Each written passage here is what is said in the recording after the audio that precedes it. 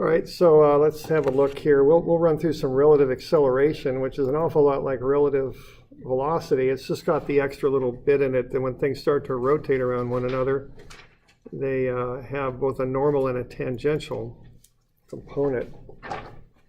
So that complicates things just a bit, but it's the same idea as relative velocity.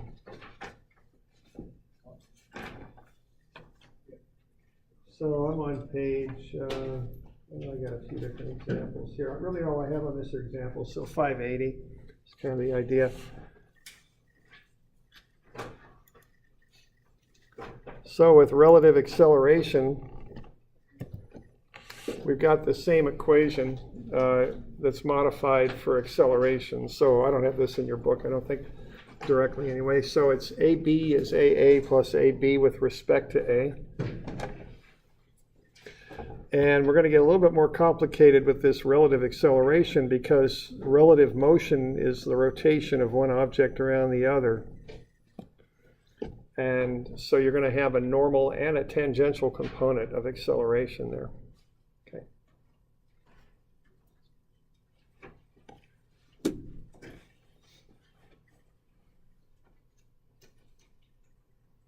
Okay, so that's how we'll work through this stuff. And I've got a couple problems here that we can just, this is just best done by example, I think. All right, so AB is AA plus AB with respect to A, and then AB with respect to A, because it's caused by the rotation of B about A, has both a normal and a tangential component.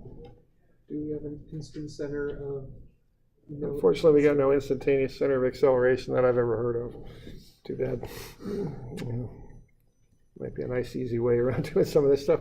Okay, now, one thing we've got here is there's a very much an analogy between the two, and it has to do with, if you remember with wheels that roll without slipping, we've got the fact that the velocity of the wheel itself, the whole vehicle that the wheel's attached to, would be to the right, and, in this case, and that's V0.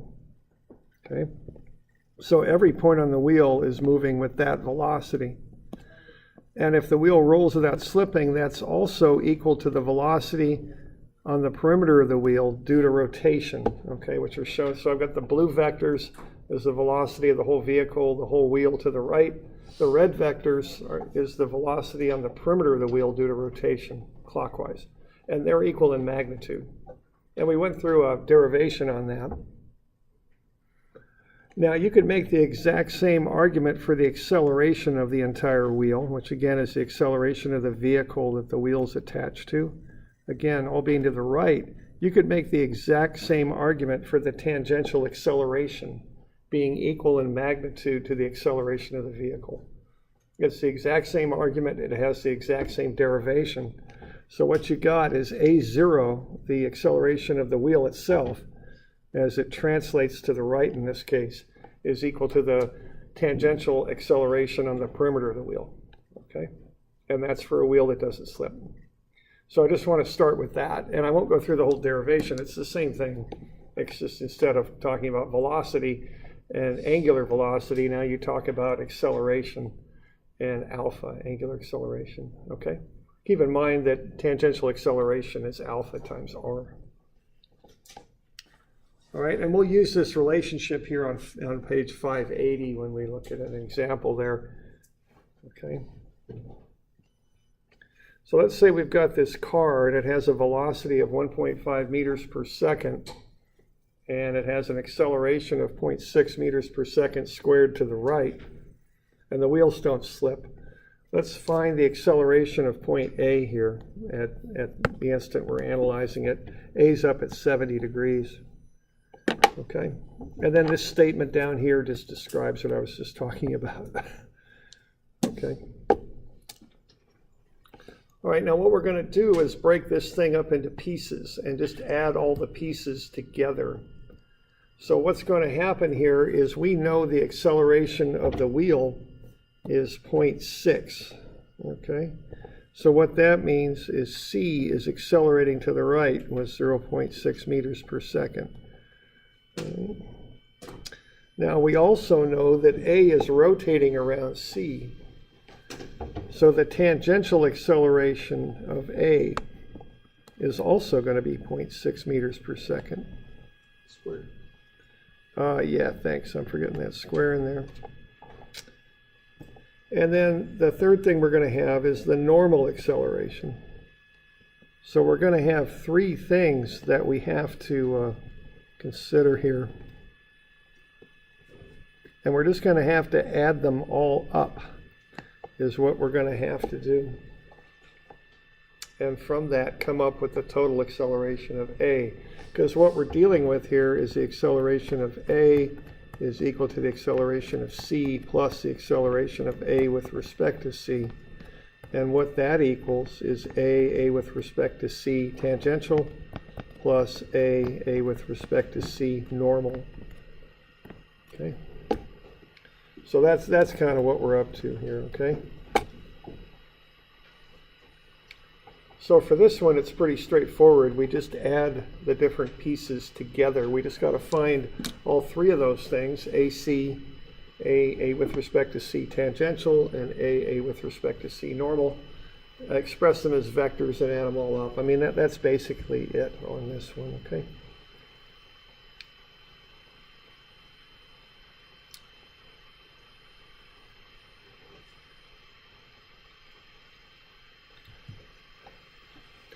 All right, a little bit of calculation there, but you know, it's just kind of what we have to do when we're engineers, I guess, here. So what we got for starters is the tangential acceleration is AC in magnitude. It's 0.6 meters per second squared. Now we also have that wheel rolling without slipping, so the velocity of the wheel is the 1.5 that you see up above there. So what that means is the tangential velocity. The velocity on the perimeter of the wheel is also 1.5. So A is rotating about C at 1.5 meters per second. So if you take V squared over R, you get the normal acceleration inward. Okay. So we have all the magnitudes that we need now. We're going to get A sub A is A sub C plus A sub A with respect to C. And there are all the different vectors that we're going to deal with there. A sub C is to the right. And then A sub A with respect to C has a normal and tangential component that are oriented as I'm showing there. The normal goes down left at 70 degrees, and the tangential goes right and down at 20 degrees. Okay. So it's just a matter of calculating everything up and breaking everything up into X and Y components. That's really all we got to do on this one. Because remember, to be able to add things up, you've got to have them in X and Y components.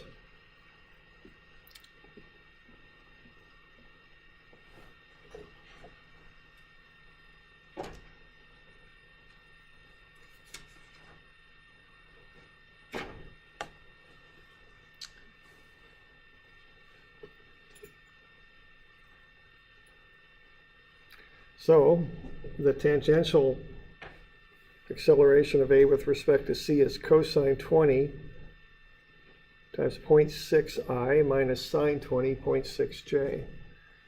And what I'm doing, I'm using that 20-degree angle right there for A sub t. It's down right. So cosine 20, 0.6 is the I, sine 20, 0.6 is the J, and that's negative. So that comes out to be 0.564I minus 0.205J. That's the relative tangential acceleration. Okay. We know the magnitude of the relative normal, it's 7.5. It's going down left at 70 degrees there. That's the angle we were given right there. So minus, because it's to the left, cosine 70, 7.5. That's the I. Minus sine 70, 7.5. That's the J.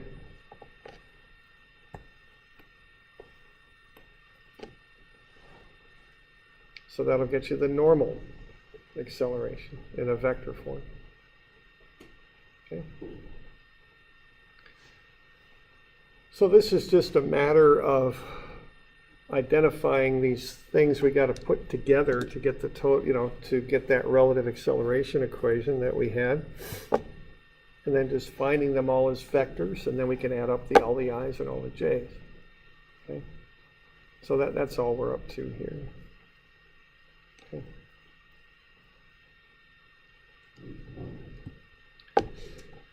So we've got a sub c is 0.6i plus 0j. A sub a with respect to c tangential is 0.564i minus 0.205j. And a with respect to c normal is negative 2.565i minus 7.408j. So you just add everything up. So what I did there, just to be able to follow it a bit better, I've got the I components in blue there. I've just underlined them. And then the j components, so put a squiggly underline underneath. Add up all the i's and all the j's and you get the total. I mean, that's about it. Okay. So what you've got here that complicates things just a little bit from the velocity now is you got two components of relative acceleration.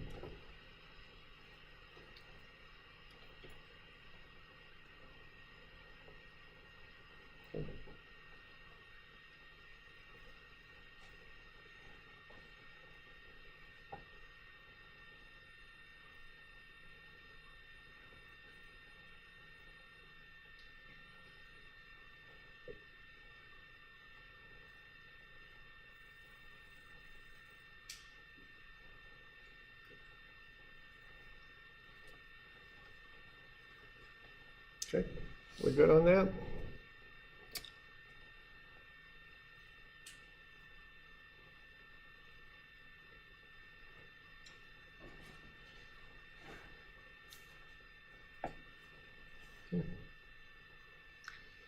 Yeah. Good question. So as far as like the positives and negatives of each component, the origin's always at the point that we're looking at, is that right?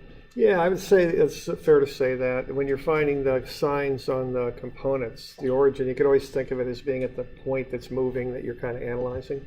But honestly, it really doesn't matter. If it's pointing down, it's a negative y. It doesn't matter where the origin is really, but it helps to visualize it by putting the origin at that point. Yeah. Then you can see what quadrant the vector goes into. Sure thing. Okay.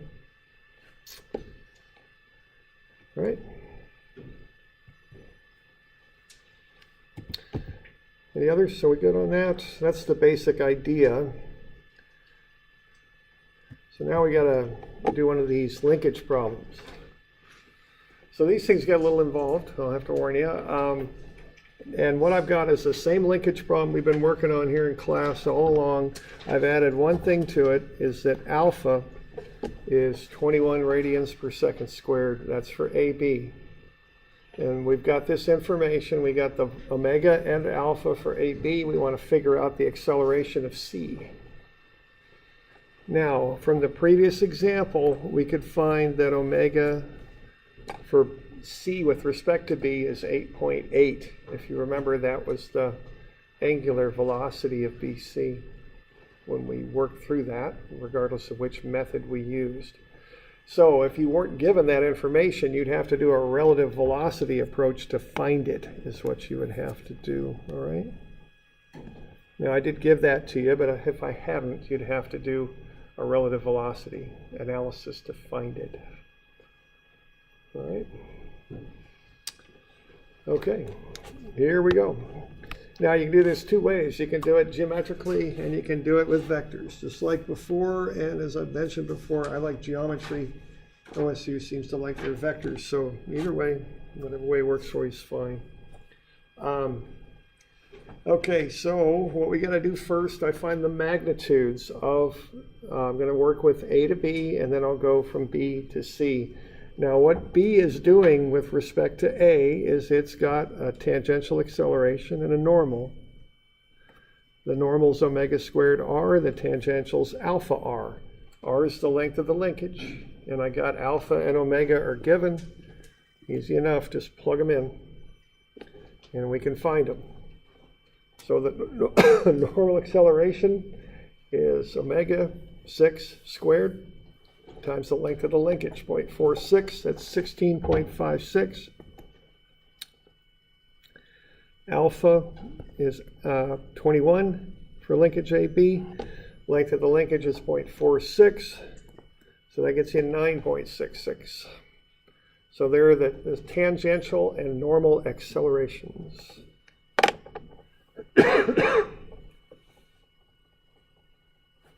Okay. So you get the magnitudes first, and then you vectorize them. Okay. So to vectorize them, you can use this sketch down here.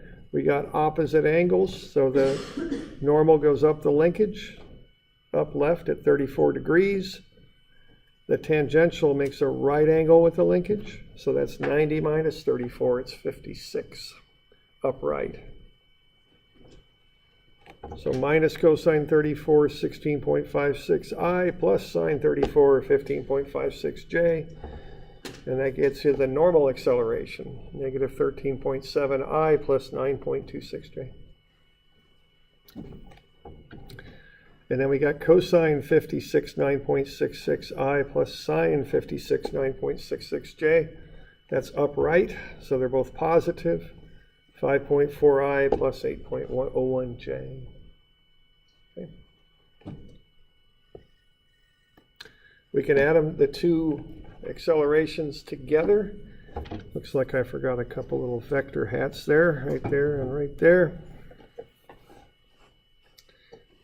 Add the two components together. I did that for you.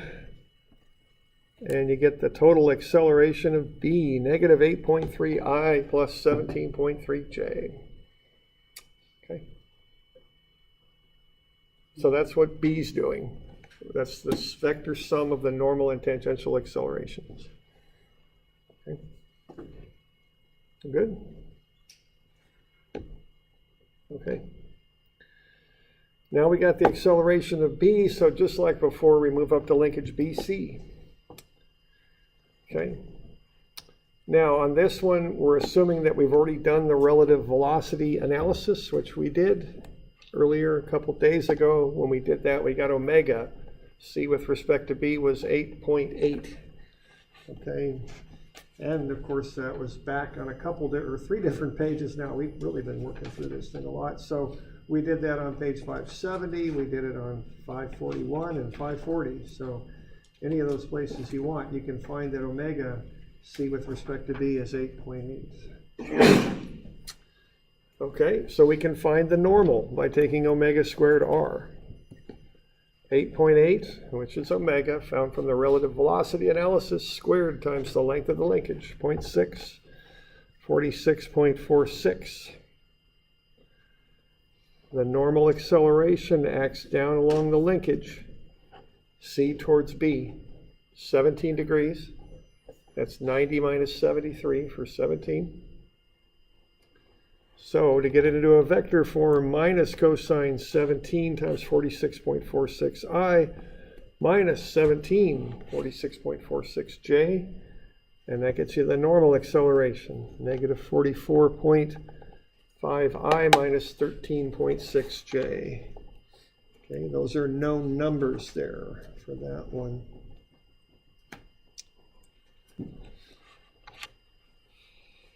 Okay.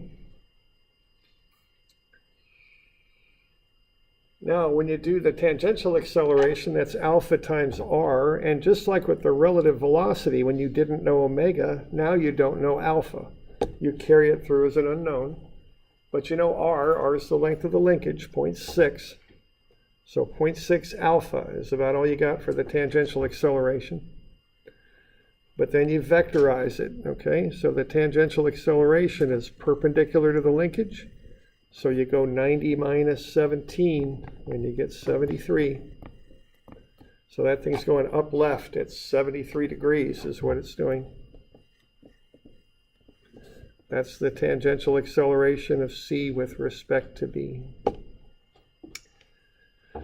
So negative x, because it's to the left, positive y, because it's up, minus cosine 73.6 alpha I plus sine 73.6 alpha j. And that will get you this expression. So the relative tangential acceleration of c with respect to b is negative 0.175 alpha I plus 0.574 alpha j. Okay.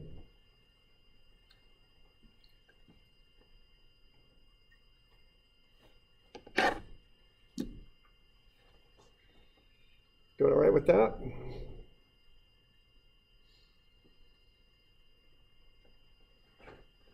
So that gets everything set up. So we got an expression for AB. We found that by taking the normal and tangential accelerations and adding them together as vectors. We got AC with respect to B normal. We got AC with respect to B tangential, both of them as vectors. We do have that unknown alpha in there.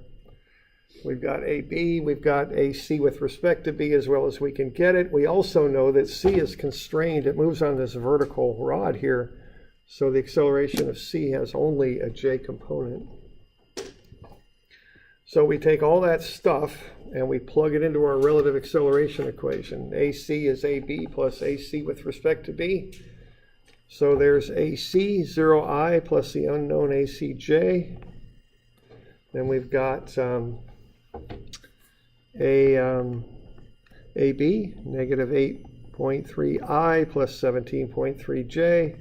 And then we've got the two components for the acceleration of whatever it is, C with respect to B. The first one is the normal. We've got all numbers for that because we know omega and we know r, the length of the linkage. And then we've got the tangential, which is the length of the linkage, 0.6 times alpha, which is unknown. Okay? And we throw them all into one big vector equation. And then just like before, we solve out each of the components of the vector. That's two equations rolled into one. So what we're going to do first is we're going to pull out the i's, and the reason we're going to do that is there is no a sub c in the I equation. The only unknown in there is alpha. So if I'm circling those i's now, if you pull those out, you can find alpha, see? So we'll just pull out all that stuff for I. We'll get 0 is negative 8.3 I minus 44.5 minus 0.175 alpha.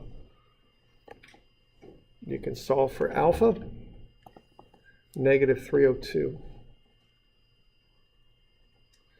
That's one of the two unknowns in your big IJ vector equation. So you can now go to the J's. These ones here. Plug in the known alpha now. It's negative, so like I've been saying, don't worry about it when you get these negatives. Just plug them in.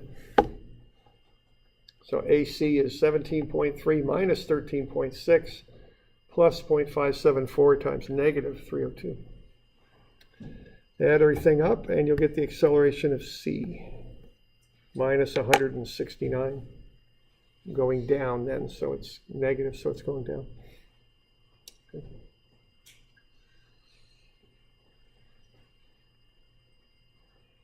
Okay.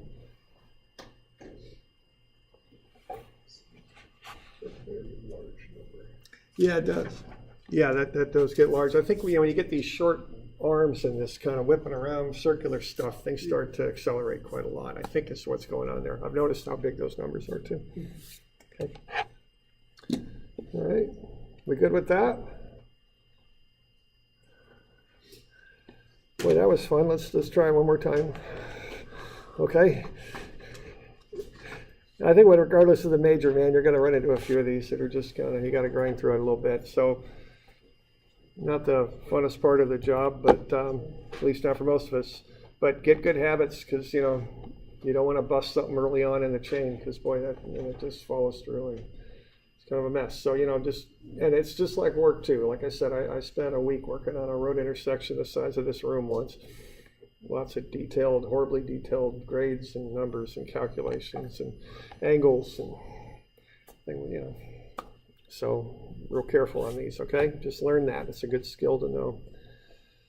It's if you just do a thing once properly and take your time, it's clean and you just work it out. When you start making a mistake, you start chasing your tail around and things can kind of turn into a mess on you.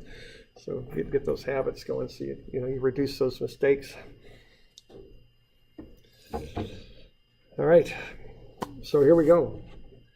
RB with respect to A. It looks like I already worked that one out for you because we did a couple already today. So we've got now, with what we're doing there is we've got a 34-degree angle, we've got a 0.46 meter length, okay? And that's all there is to it. So if you're doing the vector method, you don't got to take 90 minus the angle or any of that stuff. You're just doing a vector for the linkage. That's all you're doing. So cosine 34.46i minus sine 34.46j, 0.381i minus 0.257j.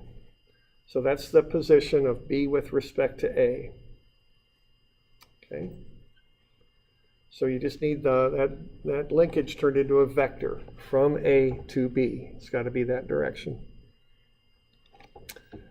All right, if you want to find the normal acceleration of B with respect to A, then it's negative omega squared r. Now remember that a negative goes out front, okay? So you always have that negative. So then you take 6 squared times that position vector you just calculated. Now if this 6 happened to be, what I'm saying is the negative doesn't go inside the parenthesis, it goes outside. The purpose of the negative is to turn this vector around is really what you're doing, because that vector was calculated that way, but the normal acceleration goes back the other way. And really, more properly, that negative, instead of being out front, it might be better to express that as a normal acceleration being omega squared times the negative of r. That might be the way to really, call that out for what it is, because you're turning r around is what you're doing. Okay? All right, so, and that's not a cross product or anything. You're just multiplying the square of the omega through the negative of the position vector. That's all you're doing, no crosses or anything. So that's negative 13.7i plus 9.26j. Now the tangential acceleration is a cross. Alpha first, r second. So alpha there is 21 counterclockwise, so that goes in as a 0, 0, 21. You put the position vector in there and you do the cross. As I've told you 2 or 3 times now, you got that cross formula on the back of the formula sheet if you ever need it. Okay, I did it in a determinate, but you don't have to. Whatever works for you, it's fine. 5.4i plus 8.01j. Just like before, you add those 2 vectors together to get the total acceleration of B.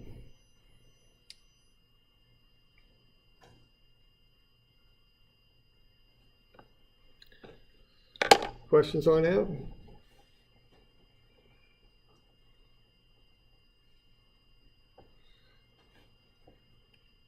Okay.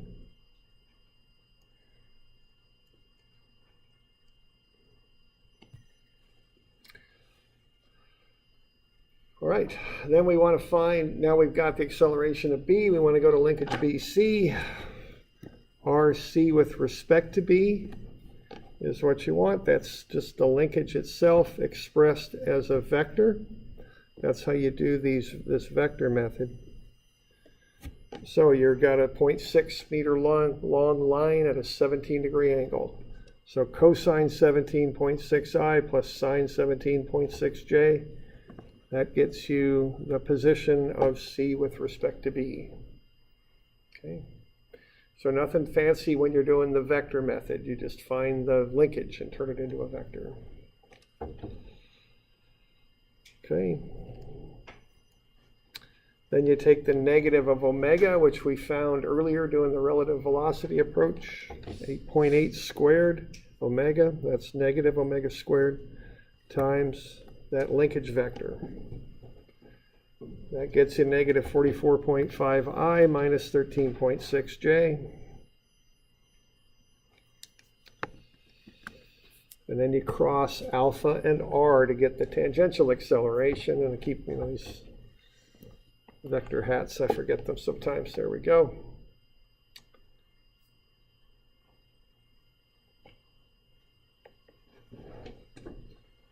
So you cross alpha with r. Alpha is a k vector, r is an I and j vector. Alpha first, r second. And there's your expression for the tangential acceleration of c with respect to b. And then just like before, you just you get that resultant large vector equation. AC is AB plus AC with respect to B. And you just pull out the I equation first and find alpha. Run the J equation and you'll find the acceleration of C. So that last little bit is the exact same as on the previous page. You've just generated the vectors using a different method, but they're the same vectors. You do the exact same thing with them at the bottom. All right.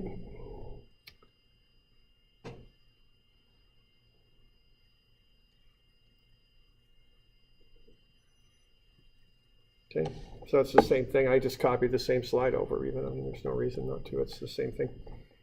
Okay.